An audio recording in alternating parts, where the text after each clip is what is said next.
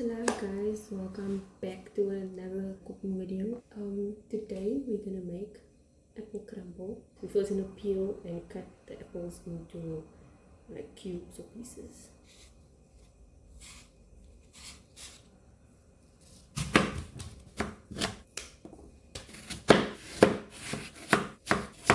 I usually cook my filling first before I put it in the oven. So we're going to put all the apples in a pan or a pot or something to put them in. Something big enough that they're all gonna fit in.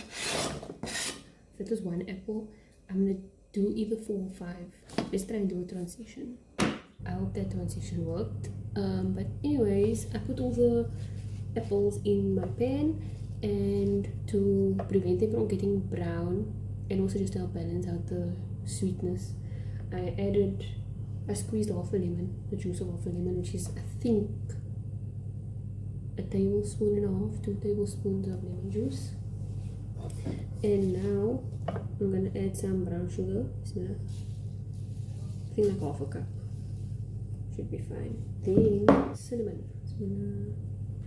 That's maybe a tablespoon. And now we're just gonna cook it on the stove until the apples are cooked.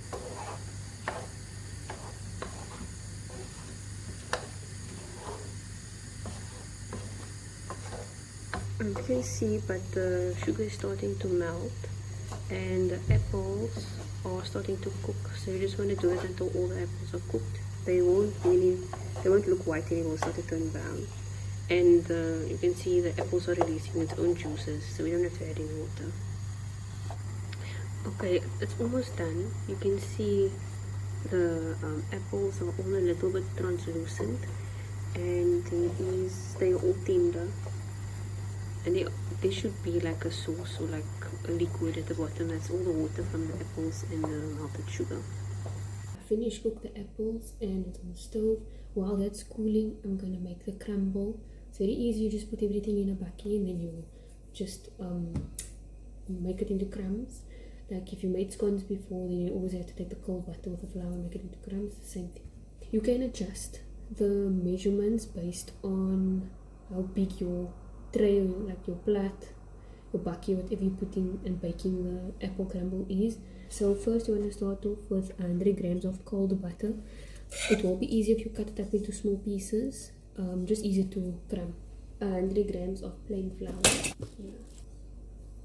Then you want to add 60 grams of jungle oats,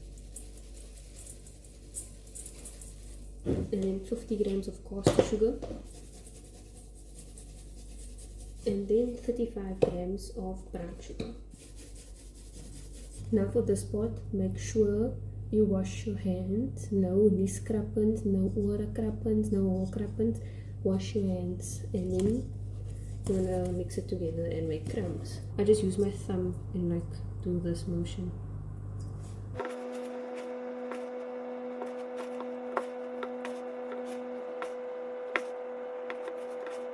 This is a hand and forearm workout, so if you want some even muscle build, then use both hands, because yeah, my hands are starting to cramp.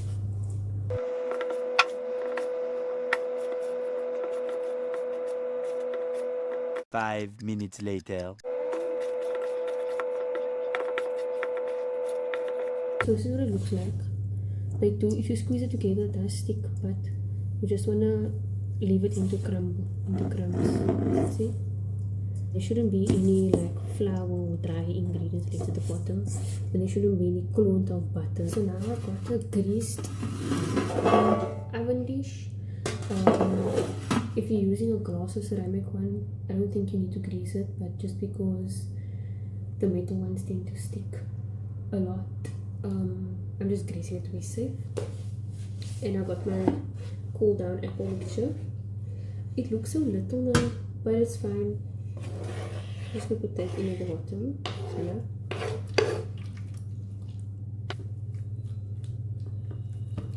Spread that out.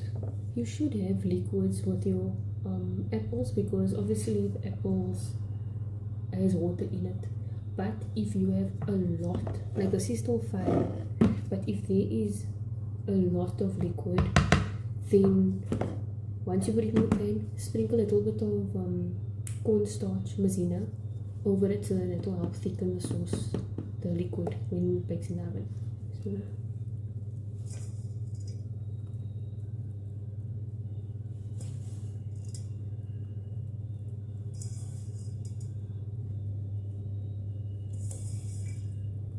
And now we bake this in the oven at 180 degrees Celsius for 25 minutes. It will be golden brown on top, and then you serve it with ice cream, with fresh cream, custard, whatever you want. This is what it looks like. I just took it out of the oven. Let's see if I can get the light. Yeah.